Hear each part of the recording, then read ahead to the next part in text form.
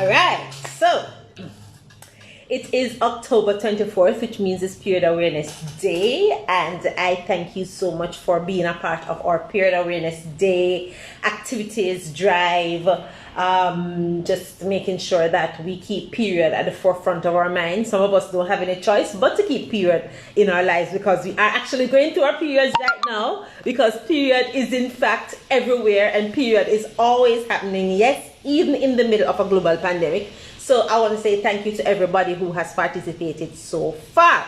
Now, what I want to do with this little time that I'm going to be spending with you is talk about some of the period lessons that I've learned in doing this work.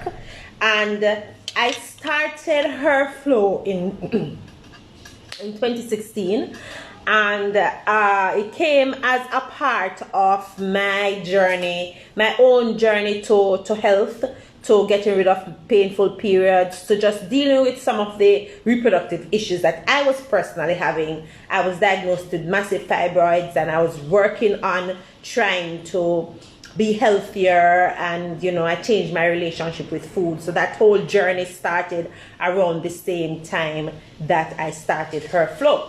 So there are a whole heap of things that I've learned between then and now, and I stay learning. I like to say I'm always in school. I'm always in the space of learning, because there's so much things that we really don't understand. Well, I personally don't understand, especially about my body. So for those of you who don't know me, I am Shelly-Ann Weeks. I am an author and activist, and I am also known as the period lady, amongst other things, but we're just going to focus on the period lady part of my persona today, because I want to talk about some of the things that I've learned since I started doing this work about period.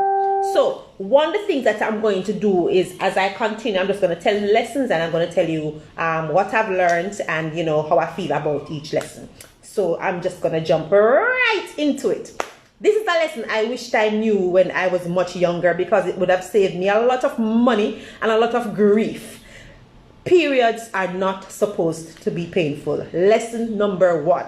I learned this lesson the hard way, and I say the hard way because from I started having periods until I was about 34, I had very painful periods.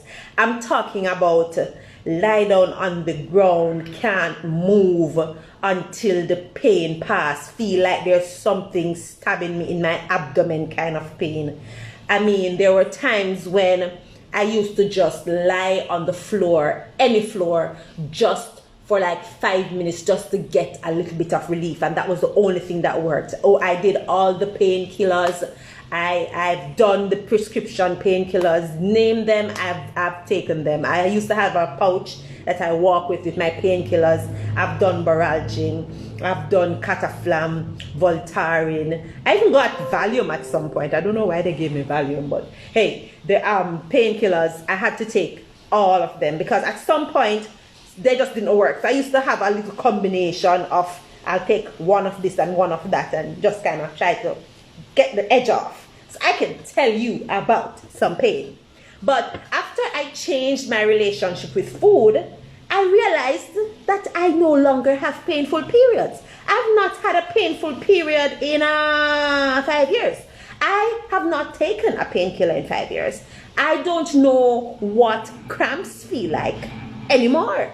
And I wished I knew that in my teens. I wished I knew that in my 20s, because I would have saved myself a lot of time, a lot of grief, and a lot of money if I knew that periods are not supposed to be painful. So that's the first lesson, lesson number one.